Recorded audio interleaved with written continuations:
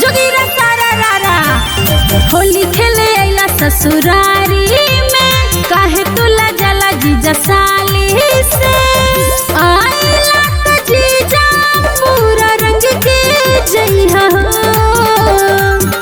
आइला त जीजा पूरा रंग के जइहा आंसू के फागुन में साली।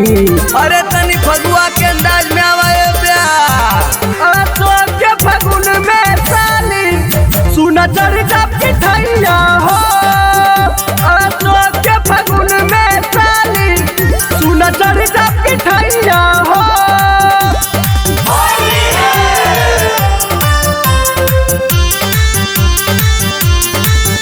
सुना चढ़ जाप की ठैया हो।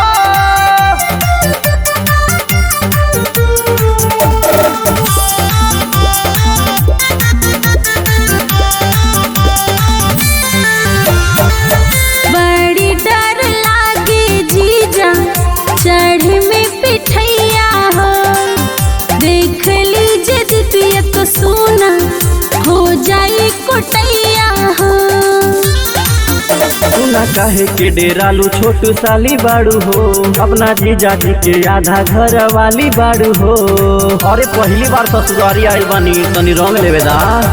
लाले लाले कैले बाड़ा सुना सालवरवा हो कापिला बदनिया जीजा छोड़ा कलैया हो अशोक के फागुन में साली साली साली।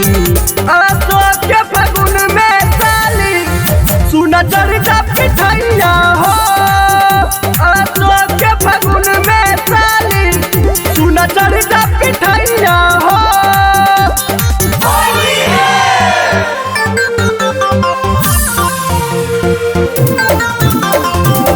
सुना चढ़ जाप की ठैया हो।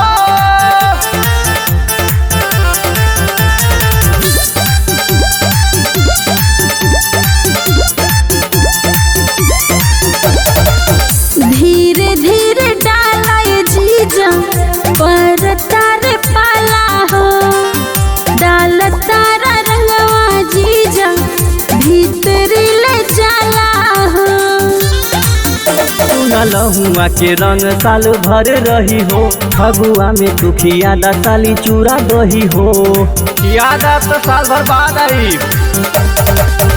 ए हो गोलू जीजा रंगला सौ से बदनिया हो कौनो लगना बाकी छोड़ के जइहा अशोक के फागुन में साली साली साली।